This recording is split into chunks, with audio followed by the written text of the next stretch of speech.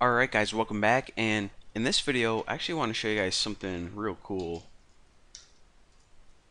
And actually don't even mind this code right down here, because whatever I teach you in like the next minute, I'm gonna be applying to changes to the program that we made in the last couple tutorials. But for now, I don't want to delete it all, so just pay attention to what I'm about to type. So before, what I showed you guys is how to have your computer make a simple decision if, and then you tested something, and if it was true, it ran this bit of code, but if it was false, then it just pretty much skipped over it. It didn't do anything. Well, what if you want to say, okay, actually, I want to give you a test, and of course, if it's true, run this bit, but if it's not true, then just don't do nothing. If it's not true, then run another bit of code by default. Well, the syntax for this is else, and then the code that this is going to run by default is in between another curly bracket. And another thing I want to point out is for the else, you don't need any test because it's not testing anything. It's just the code that runs by default if this test is false. So what the heck am I talking about? How can I use this in an actual program? Well, check this out. What we're doing right here is basically saying, okay, this is the code that runs if the user's age is above or equal to 18. And this is the code that runs if they're under 18. So we really don't need to be testing 18 a bunch of times. We really only have two choices. Are they 18 or greater, or are they not? Simple enough. So this is an instance where we can actually use that else statement. So I'll just go ahead and copy this code and delete this right here.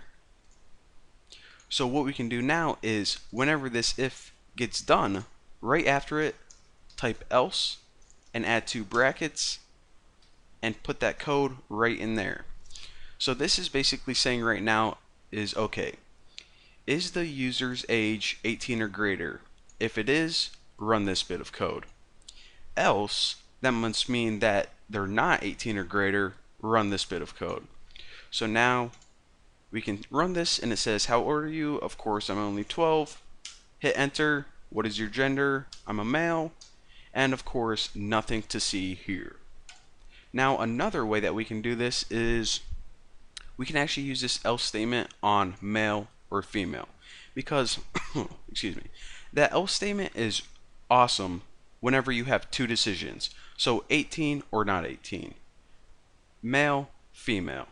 Perfect. So let's go ahead and copy this right here, or excuse me, I'll just cut that and delete it.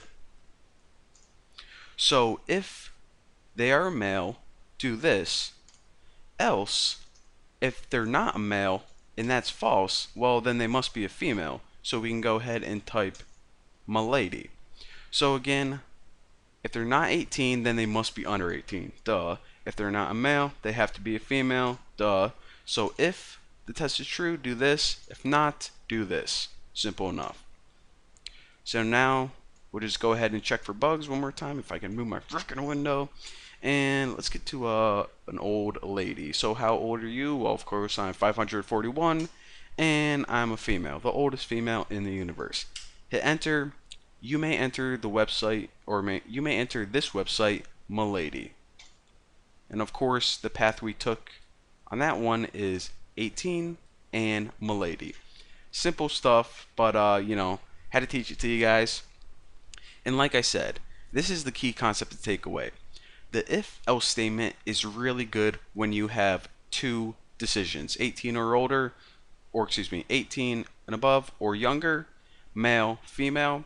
But now you're saying, okay, what if I have like more than one option? What if I'm selling t-shirts and I have small, medium, large, extra large?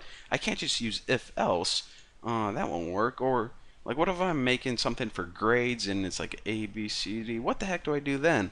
Well, in the next tutorial, that's what we're going to be talking about, and we're probably going to be building the coolest and most useful program yet. So, well, that's all I got to say. Hopefully you guys stick around, and I'll see you then.